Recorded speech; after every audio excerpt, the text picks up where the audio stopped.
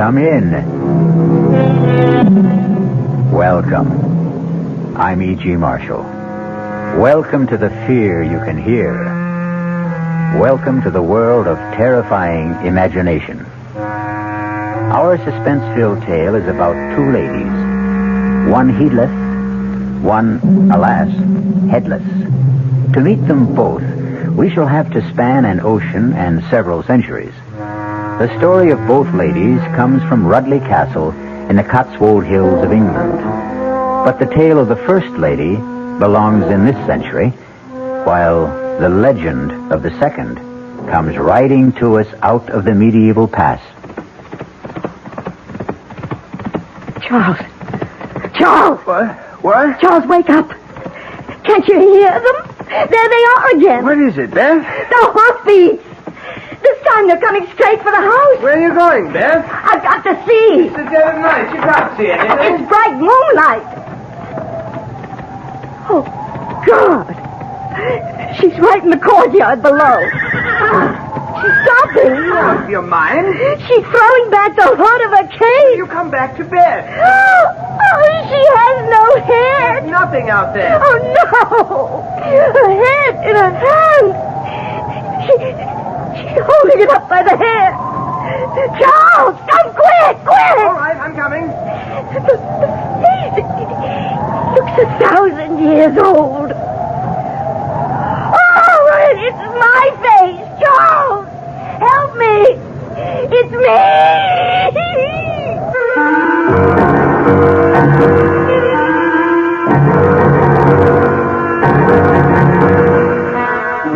Our mystery drama, A Lady Never Loses Her Head, was written especially for the Mystery Theater by Ian Martin and stars Kim Hunter. It is sponsored in part by the Kellogg Company, makers of Kellogg's Special K cereal, and by new sugar-free Diet 7-Up. I'll be back shortly with Act 1. The title of our tale is A Lady Never Loses Her Head. This has been an accepted dictum since the beginning of recorded history. But in the literal sense, in feudal times, a lady unfortunately could, and frequently did, lose her head. Thank heavens, of course, that is no longer possible. Or is it? Let's travel to London and start our narrative in the gloomy, gray atmosphere of Scotland Yard. Excuse me, Inspector. Yes, Crothers, what is it? Young lady outside to see you. Most attractive. Blue-eyed, blonde hair, about 24. American, about 5... Yes, I can do without the vital statistics. Does she have a name? Yes, sir. Beth Stanton. Miss. Beth Stanton? My old friend Biff's daughter. Well, don't just stand there, man. Bring her in. Right this way, Miss Stanton. Thank you, Sergeant. My dear girl, you are Biff Stanton's daughter, of course. Of course. Oh, how nice to meet you. Come in. Dear me, this is a pleasure. Oh, do sit down. Oh, thank you, Inspector Finchley. Tell me, what are you doing in England? Well, first, before anything, following Dad's orders and coming to see you. Also, I brought you something from him. Really? I should have brought it earlier or sent it, but well, after he died, I was a mess. For so long, it had just been the two of us. It took me a year to paste myself back together again. I wish I could have helped. At the very least, I should have come over for the funeral. Oh, there was none. Dad wouldn't have wanted that. I can imagine. Anyway, he wanted you to have this. Oh, no, I can't. No, you have to. Biff Stanton's wings. Any idea what they mean to an old fogey who went through the Battle of Britain shoulder to shoulder with him? I can tell you something, my dear. These mean more to me than the crown jewels. You know, you're everything Dad said you'd be. Hello for real, Uncle Alfie. After that, what can I do to make England yours? Not a thing. It's already mine. Oh, how so? Well, it's mad, wild, out of sight. Here I was on the boat coming over, still fighting all the trauma of Dad's death, and suddenly I met this marvelous Englishman. Well... Only a little less marvelous than you turned out to be, of course. And just like that, I did a crazy thing. What was that? I married him. I'm not really Beth Stanton anymore. I'm Mrs. Charles Rudley. Well, dear me.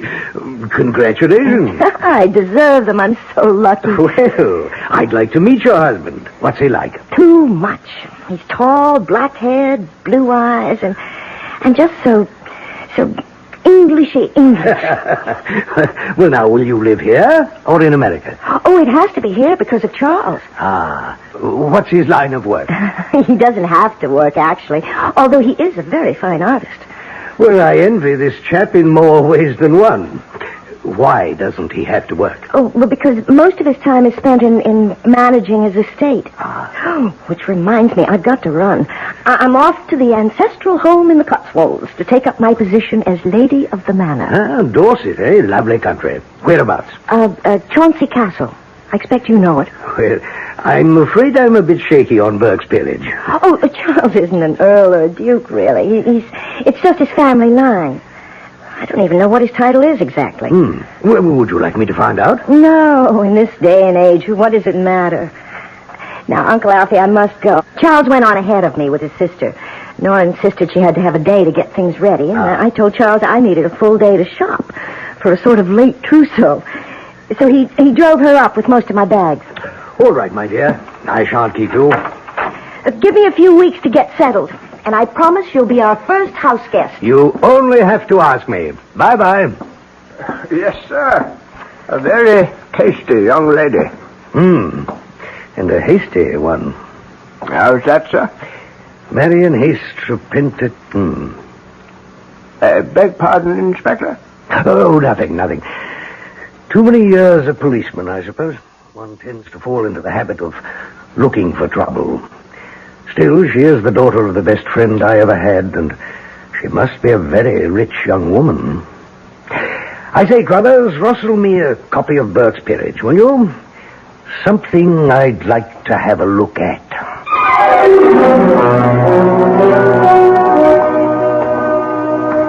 So, milady, how do you like your castle? Oh, Charles, it's something else. It's what? I mean it's too much. It's magnificent. It's breathtaking, thrilling. There just aren't enough words. But it's sort of creepy, too. Creepy? Well, you know, everything's so old and so big. Yes, and so very drafty. I'm glad we won't be living here. Well, we can if you want, my darling. Oh, no, please, no. I feel like an exhibit. It's so comfortable at the gatehouse. Yes, except for poor Nora. She is sort of underfoot. Oh, come on. It's not that small. And I'm not going to put Nora out of her own home. You're sure you don't mind, dear? Oh, these paintings legitimate ancestors? Yes. Charles? What is it, Beth? Who's that? Ah, yes. I thought that one might pique your curiosity. That was the Lady Elizabeth Chauncey. Beyond question, the most attractive of all the family. Until now. But she looks just like me. A very pallid copy, my darling. Besides, she was very dark. Not like my fair and golden-haired American beauty. Well, still, imagine, all those years ago, someone in your family who... Oh, when did she die? Oh, somewhere in the middle 1500s. She died very young, as the story goes. How? Oh, accidentally. Darling, I think we ought to get back to the gatehouse. It's almost time for tea.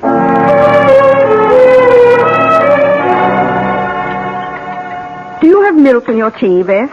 No, thanks. Oh. Well, how did you like the castle? Oh, it's great.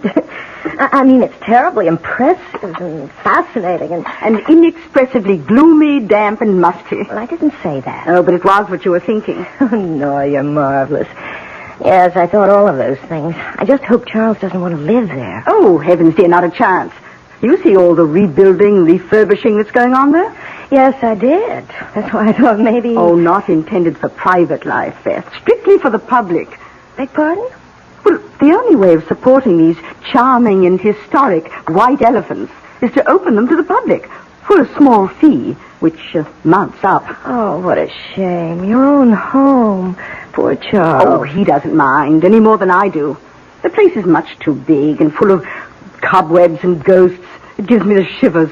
Ghosts? You mean real ones that actually haunt? Well, if you want to believe in such things, the usual clanking of armor and dragging of chains. Except, of course, for the Lady Elizabeth. The one whose portrait I saw today? Oh, I'm not sure if I know you did. We've had a great many Elizabeths. Well, the very young one. The one who looked like me. Oh, that would be she. Yes, you do favor her. You know, Charles was so funny about her. I mean, he didn't seem to want to talk about how she died. Jolly right, I should think. Gruesome, silly story. Well, she was married to one of the first Earls of Chauncey. A man quite literally, believe it or not, old enough to be her grandparent. And so, quite naturally, she fell in love with one of the young bloods who traipsed around in the retinue. Oh, what was his name? Oh, heavens, dear, I haven't the foggiest. No one remembers him. At all events, sex being just as urgent in those days, if not quite so publicized, the two of them were caught cavorting in flagrante delicto, I think is the polite Latin phrase. And the elderly Earl was quite put out about it. So much so that he had the poor little thing beheaded. Oh. Violent times, you know, violent measures. Even that wasn't quite enough for him. What do you mean? What else could he do to her? Well, it gets a bit bloody, dear. Maybe we'd better just... No, I want to know. Well, I'm afraid he had the head impaled on a pike and left to wither on the battlements. The body, of course, was interred. Oh, my God. Oh, nasty types they were in those days. How old was she? Oh, see, I think I remember. Oh, yes, 24. Just my age. So young to die and be buried forever. Oh. Well, the legend is, of course, that she hasn't been. Our parlor legend. You mean she haunts? Oh, rather. She was quite a horsewoman, history tells us. And any night, but particularly when the moon is full, she rides the grounds, searching for her lost head. She's quite famous locally. I must admit, when the wind's from the west, I sometimes swear myself I can hear the hoofbeats.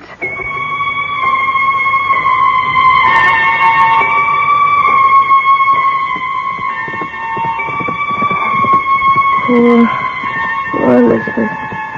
Poor... No. What's that? Charles, wake up. What is it, Dolly? Do you hear them? What? Somebody riding a horse. It's 2:30 in the morning. But can't you hear them? You don't suppose Elizabeth... Oh, that stupid legend. I'm really quite furious at Nora. No, don't be, please. I expect I'm the stupid one. It's all so new to me. I'll settle down. Let me assist in that process. Darling. I don't hear the hoofbeats anymore. You never did. Just the excited beating of your husband's heart. Oh, I love you. And I love you. You're so lovely. I can't wait to paint you. I'll sit for you. Do you know what I'd like to do tomorrow? What? Make a life mask of you. Oh, how do you do that? You'll see. Tomorrow. You'll see. Charles really has something more sinister than history lurking in the dark corners of Chauncey Castle. And what, if one examines it, is a life mask? A mold of the features, once done in plaster of Paris, today in modern plastic, a technique often employed to perpetuate someone departed from this life and originally named the death mask. I'll be back shortly with Act 2.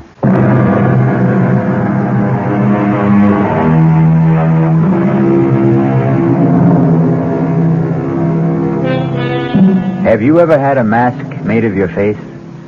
It's a quite terrifying experience. The material is laid on like shaving soap or a mud bath, and you lie there while it hardens and sets. In the last moments, there is an excess of heat, and a feeling as if you will be buried forever in concrete or stone. You can breathe, but the shut-in feeling, the claustrophobia, suggests you can't. That maybe whoever it is making the mask wants to kill you, smother you, like Beth, wordless, speechless, helpless at this moment. Hand me the straws, Nora. Here you are. Oh, what a really dreadful thing to do to the child. Now, don't try to talk, dearest. The plastic is just beginning to set. It won't be much longer. I'm going to have to cover your mouth now, so I'll put these straws in your nose, and you'll be able to breathe. Now, the thing is not to get panicky. Oh, the whole thing is perfectly barbarous. Shut up, Nora. There's not a thing in the world to worry about, Beth.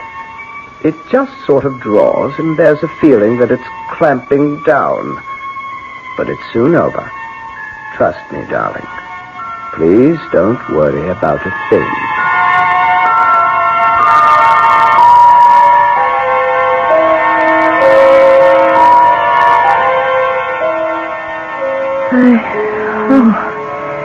I thought I was going to die. I've got the most beautiful mold of your face. You'll see it was worth it. Oh, honestly, darling, I was scared. I'm like Elizabeth. I'm much too young to die. Will you forget her? Yeah, I'd like to, but she haunts me. I never ever thought about death before, and now suddenly... Darling, have you made a will? Good Lord, Beth. You are morbid. No, since you ask. Well, you should. And everyone should. Well, I expect you're quite right. I'm rather careless about money matters. I'll take care of it first thing in the morning. May I come with you? Why, if you want.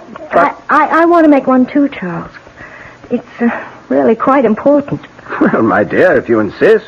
See, I never told you, Charles, but I'm really worth an awful lot of money.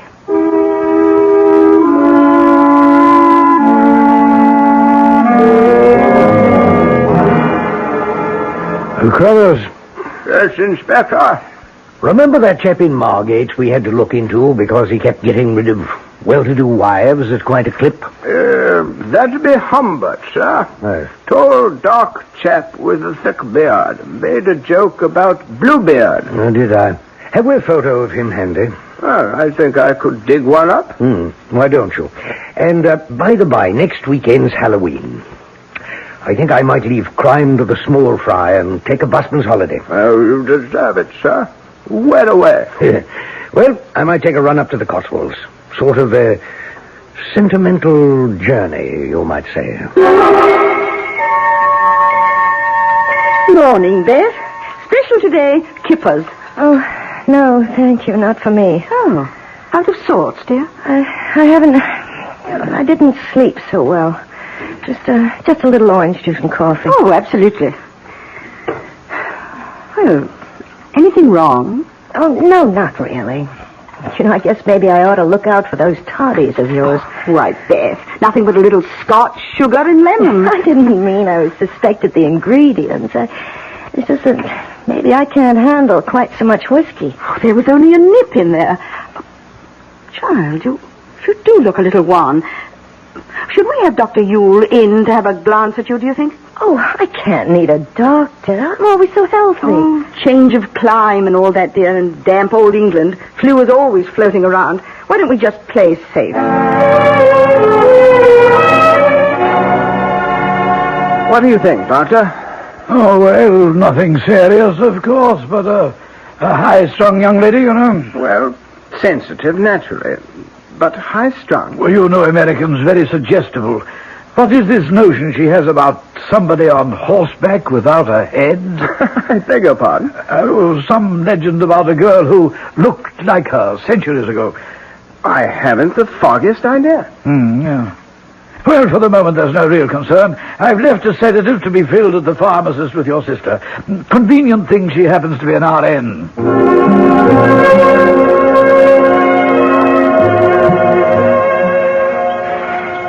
You're sure you're up to this, Beth? Oh, Charles, I simply had to get out of doors and away from the cottage.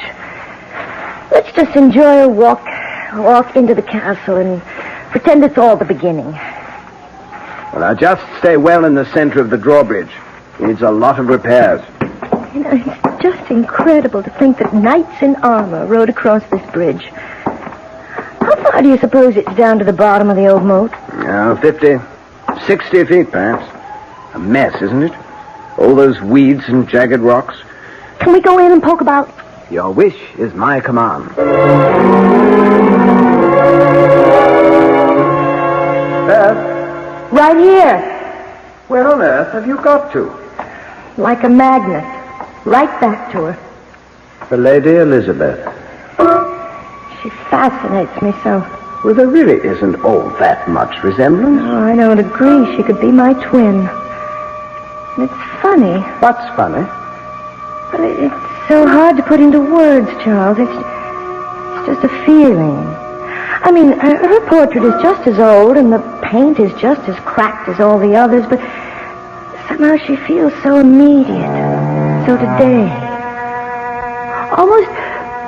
Almost as if she just sat for the portrait, and the artist had just finished it. That is rather strange. You can see that the pigments are medieval.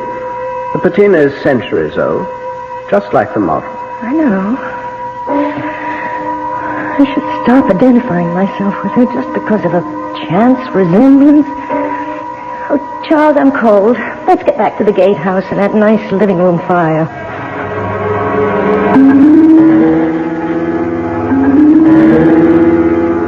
Oh, you do look a bit knocked about, Beth. Perhaps you ought to turn in a little early. I guess so. On top of everything else, I do think our damp weather does take a bit of getting used to. I have the kettle on the boil to whip you up a nice stout toddy. Oh, I don't want anything to drink. Oh, just a bit, love, to disguise the taste of old Dr. Yule's sedative. Why he has to stick to powders instead of up-to-date pills is beyond me.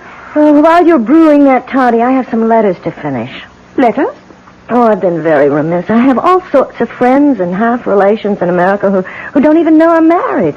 I've got to write them. Oh, of course. You go and get them finished.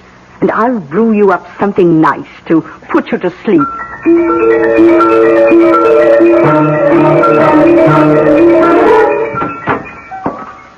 There you are, darling. Nora's best. Plus Dr. Yule's guaranteed potion for a restful night. Thanks, Charles. Oh, I'm sorry to be such a bother. Hush. Get all your letters finished? Yes. I must mail them first thing tomorrow. Let me have them, darling. I have to run into the village to pick up the post. I'll send them off then. Okay. And by the by, I hate to bother you with this, but as long as you have pen in hand, want to look this over and sign it? What is it? That last will and testament that you insisted on making. Technically, I suppose I should have John and Nellie witness your signing, but I'm sure they'll take the will for the deed, if you'll excuse a complicated pun. Sign it later. Oh, yes, let's get it out of the way. I have enough morbid thoughts as it is. What morbid thoughts? There. I hope to God it never has to be executed. Amen. Now drink your toddy, and it will relax you. All you need is a good night's sleep. I'd give anything for that. If I could just stop dreaming about her, or hearing those hoofbeats. Charles. What, dear? You don't think I'm going crazy, losing my mind? Oh, now, come on. Drink up. And I'll hold you tight till you go to sleep. It's strong. But it does feel good. Charles, you're so good to me. How can I ever repay you? You will, darling. You will.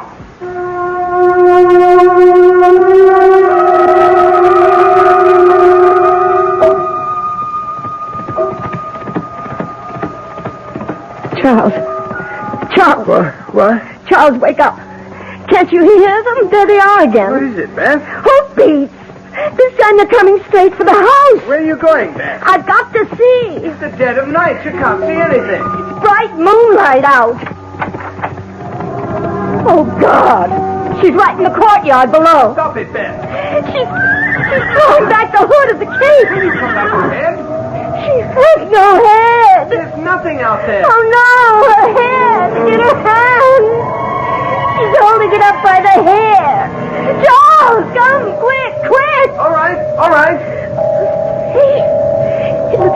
1,000 years old. Oh, but it's my face. Charles, help me. It's me.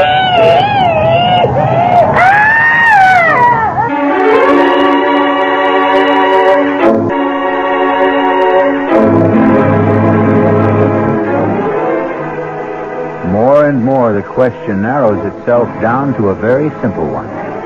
Which lady has lost her head completely? Elizabeth from the past, who will not stay at rest? Or Beth from the present, who seems bound to raise her from the grave?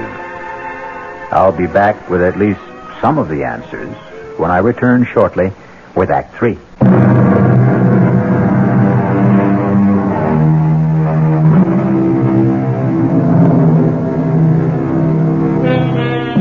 So, back once again to the problem of our twin damsels in distress.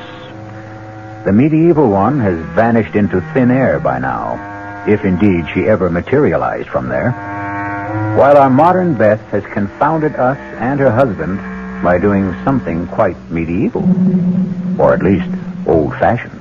Beth? Mm-hmm. Beth? Yeah. Beth, it's Charles. Wake up. What? Charles? Oh, what happened to me? What happened to her? Charles. Now, darling, listen to me. There was nobody there. Oh, but I saw her sitting side saddle on the horse, and when she dropped the hood... Beth, it was a dream. She had no head at all, except in her hand. You've got to stop it, Beth. She was holding it by the hair, and the face was all wrinkled like a mummy. Beth, And it was my face, just like me. And do you know what she was doing?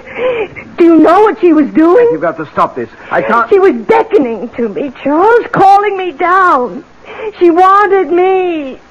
She wanted my head. Stop it, Beth. Stop it, Beth. Beth. Do you know the awful thing? I could feel myself being tugged, pulled toward her. If I hadn't fainted, Oh, God. Charles, what's the matter with me? What's wrong? What's that? Beth, get hold of yourself. It must be Nora. Yes? Charles, has something happened? Come in, Nora. The door's open. Bless us. What's the matter with the child? She just had a bad dream. It wasn't a dream. The headless Elizabeth again? Yes, she thought she heard her ride into the court below the window. I did see her. Oh, let me take the child, Charles. No. Get a sedative powder. We've got to calm her I down. don't want any medicine. Just let us take care of you, Beth. We know what we're doing.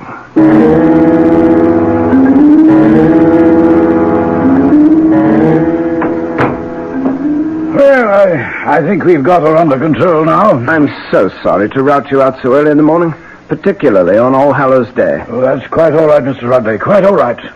You'd never have gotten her calmed down without a shot from me. Oh, silly children and their Halloween pranks. I can't imagine how they got this far out of the village. Did you see this apparition that scared Mrs. Rudley so? Oh, good Lord, no. By the time I got to the window, the yard was bare. How the young'uns could have disappeared so far? Oh, I don't think this was any childish prank. What? No, it's something much more serious, I'm afraid. You don't mean sleepwalking? Oh, dear me, that too. I see. Now, you say she lost her father recently. Yes, a year ago. And they were very close. Yes, extraordinarily so, I would say.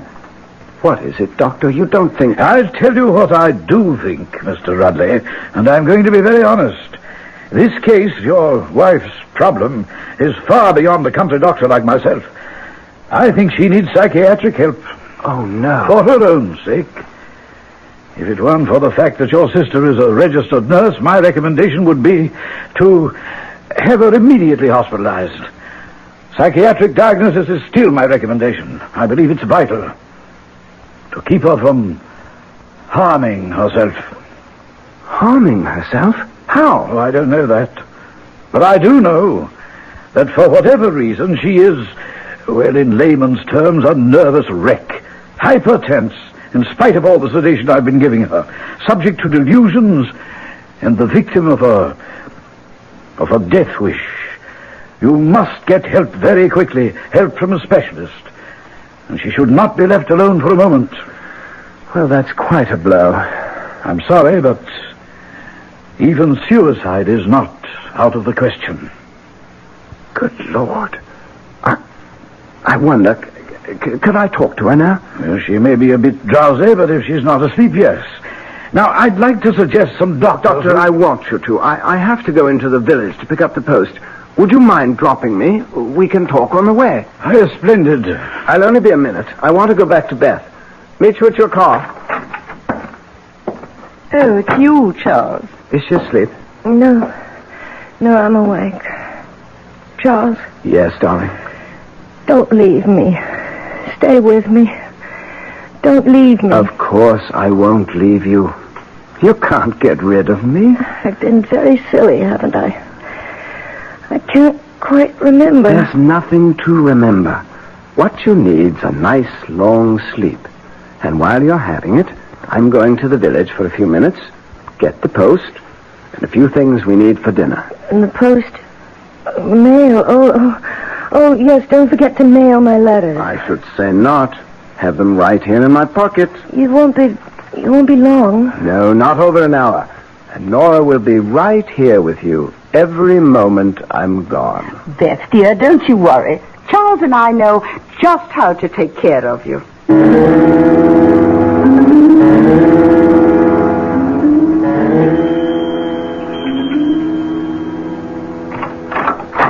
Yes? Oh, how do you do? Are Mr. and Mrs. Rudley at home? Oh, no, I'm sorry.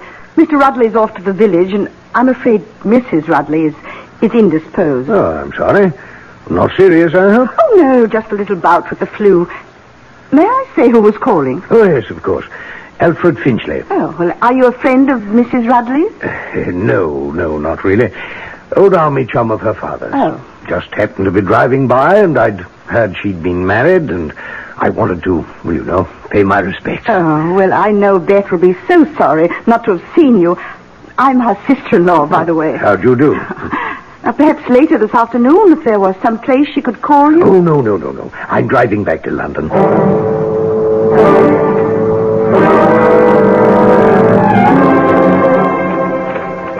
Well, that's a lot, Mr. Rudley. You owe me tuppence on the one overweight letter. There you are, Mr. Morgan.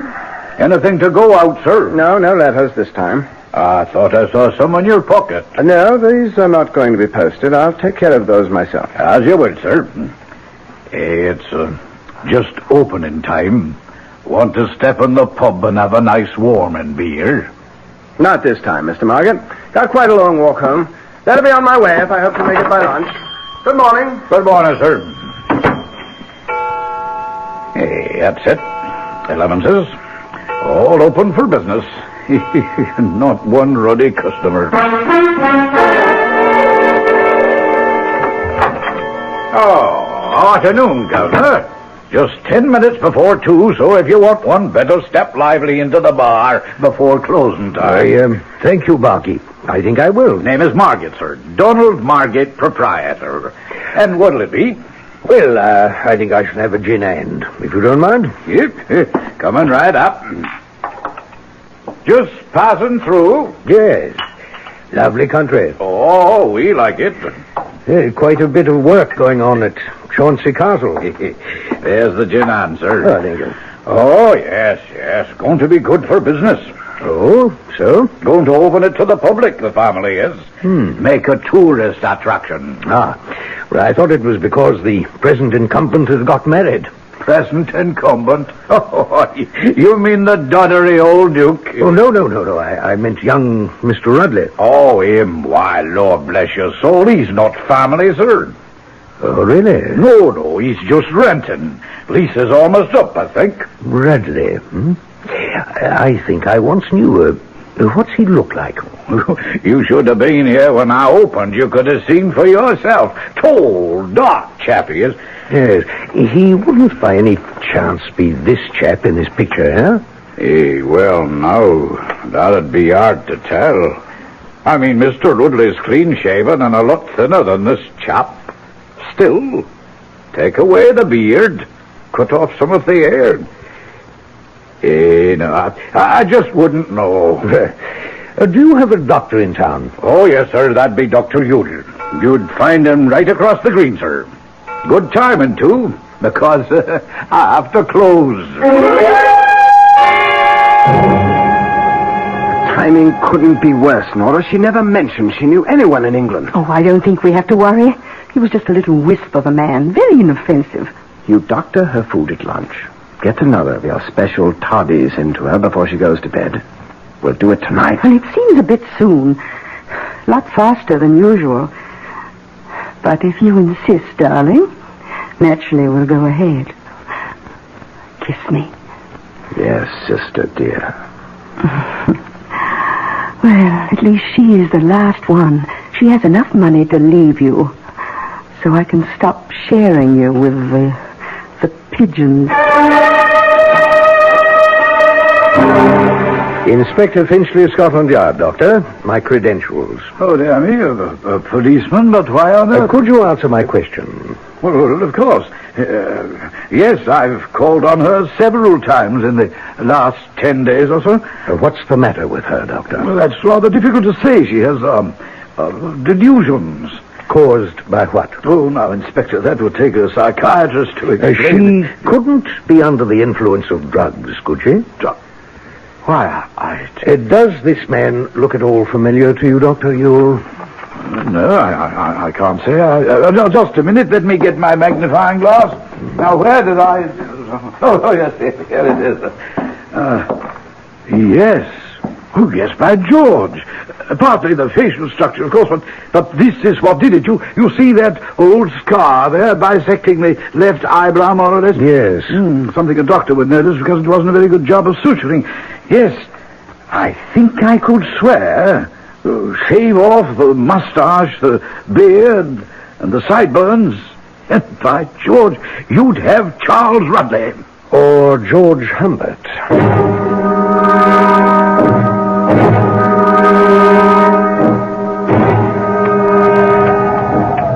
Thank God for the help of Elizabeth's phantom steed. I thought we'd never get her downstairs. You wouldn't think she'd be so heavy. Dead weight, brother dear. Not quite yet. Poor Beth. A pity. No time for sentiment. She's worth a lot more to us, dead. Now help me get her off the horse and then get him back to the stable and call the doctor. After you throw her over into the moat, you'd better make very sure she's dead. I'll make sure. All right. I'll get her off the horse. Stand still, Rudley. Just hold it right there. What? I've got you covered. This is the police. Don't move. Oh, you fool. Well, they're not going to get me. It's too late. Get out of my way. Watch it. Don't shoot after the horse. We don't want to harm the girl.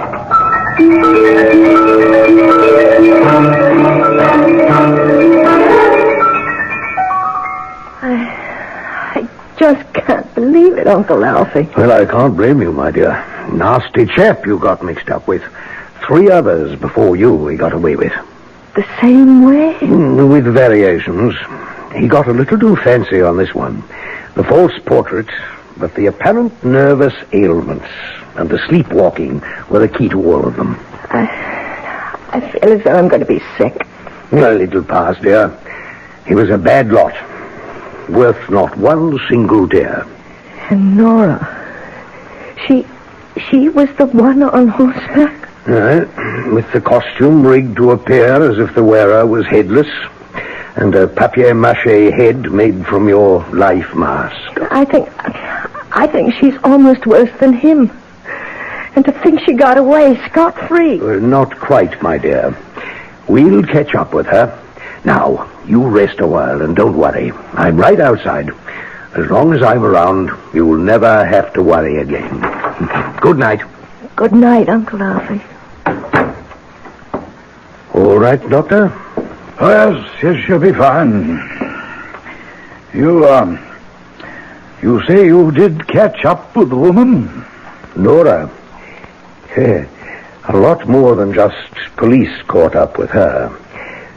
You know the work they're doing on the castle? Yes, of course. Well, apparently they found some structural weakness in the arch of the main gate.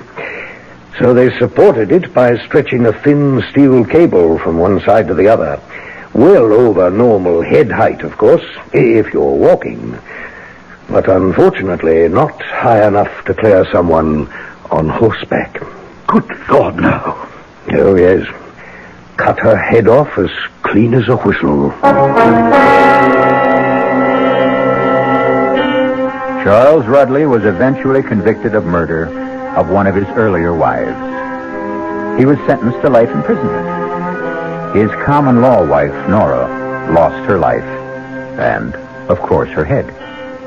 It's nice to consider that, in her case at least, the punishment fit the crime. I'll be back shortly.